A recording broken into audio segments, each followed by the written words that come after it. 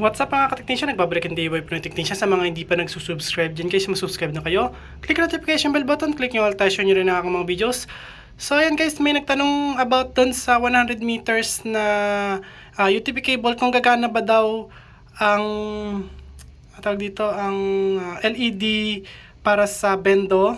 So ang ibig sabihin ko guys, yung mismong ilaw sa labas ng bendo or yung LED frame. Kasi baka daw hindi umabot yung 100 meters na mag-supply dun sa LED. So guys, ang LED po kasi ay mahina lang naman siya kumonsumo. So basta kaya ng current niya. So etong CB natin, kaya ng current yan hanggang 100 meters. Pero hindi ko pa natatry yung 200 meters kasi 100 meters lang naman yung UTP cable ng Allen na meron ako dito. So ayan. At ito guys, yung configuration niya. Yan. So bale yung nakalagay dun sa may 12 volts output. Dito guys, dito ko siya guys nilagay sa may light para alam ko na ito yung light. Okay? So ayan yung positive. Ayan guys, yung positive na gamit ko diyan ay orange. So ayan guys, kitang-kita nyo, kulay orange. Tapos yung negative, yung white orange.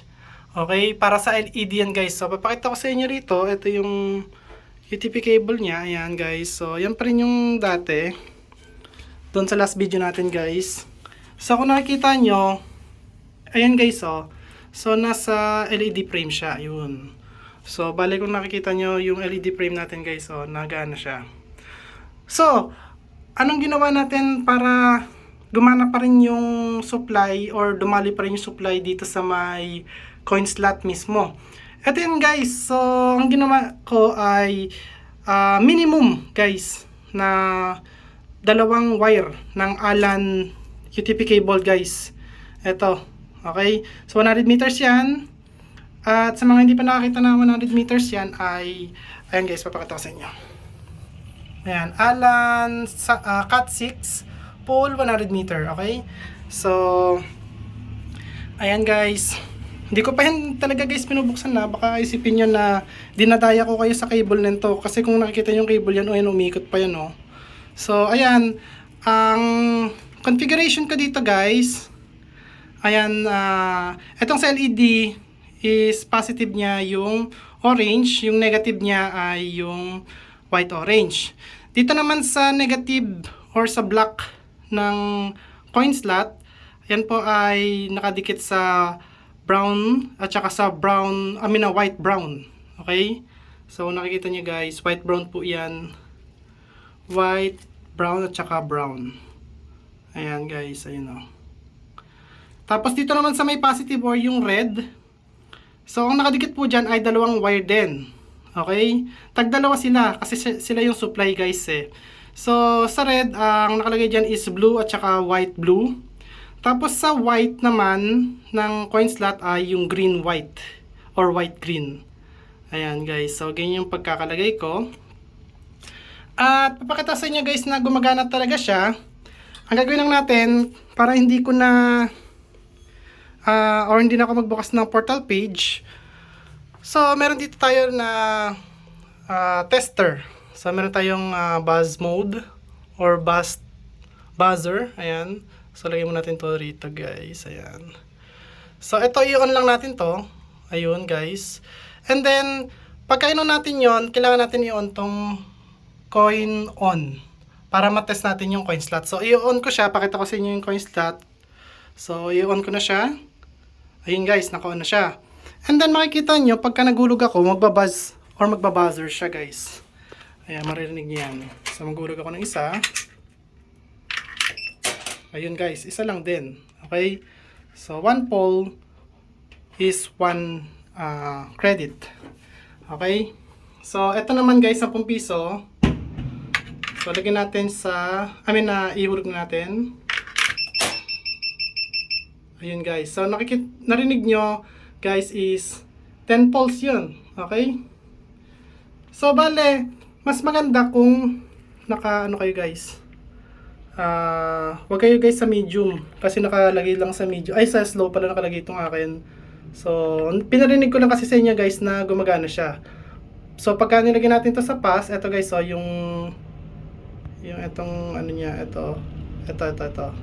So nakalagay lang siya sa slow, kaya mabagal lang din yung beep or yung buzz niya, guys. Yung tunog niya mabagal din. So lagyan natin sa fast. Pinakataas yun, guys. Ayun. And then kunin ulit natin yung coins.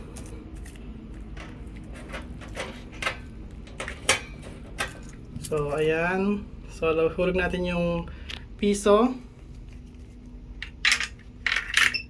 Ayun, guys. Tapos ito, guys, ayan o. Sa 10 piso naman. Ayun. So narinig nyo again, kabilis yung pass ng switch sa coin slot. So eto naman, guys, kahit naman na hindi nyo binuksan yung ano natin, yung buzzer. So paghulog ako ng 10 piso, makikita nyo, guys, yung LED.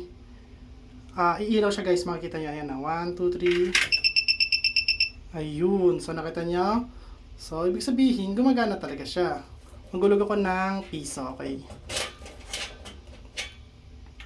So ayan, hulog na ako. Ayun. Pagka 10 piso naman, wait lang, malabo. Uy, lumabo ka.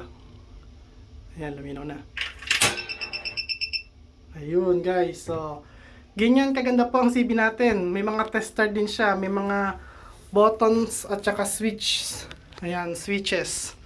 So ayan, guys, para makita nyo. So ito yung sa night light. Ayun na, may nakasulat, guys, night light. So ito yung nakadikit. So sa night light ay pag pinrush nyo to, yun yung tester nyan, kung gumagana yung LED. So pakita ko sa inyo. Ayun, guys, oh. Tsaka may ilaw din siya dito na indicator, guys. Ayan, oh. Sa fan, guys, di natin siya matetest. Pero ito yung LED niya, itong pula. Kasi yung fan natin, guys, ay umaandar na. Ayan. Okay. Tapos ito namang coin at saka bill. Parang test yan, guys. Kung wala pa kayong coin slot, pwede nyo agad i-test kung gumagana yan sa GPIO pin niya. Okay. So ayan. At kung may katanungan kayo, guys, comment lang kayo ulit. At sasagutin natin yan. So baka next time, ang itanong nyo naman kung paano naman kung ang LED frame nyo ay yung gumagamit ng run at saka flashing. So papakita ko rin yun, guys, sa inyo kung paano gawin yun. Okay, so sa ngayon, eto muna kasi wala pa naman nagtatanong about doon. Pag may nagtanong lang, okay, pag may comment lang, guys. So ayan. At and guys, kung nagustuhan niyo yung video ko, huwag kalimutan mag-like, share, subscribe. Click notification bell button. Click nyo all, guys. Bye. Peace.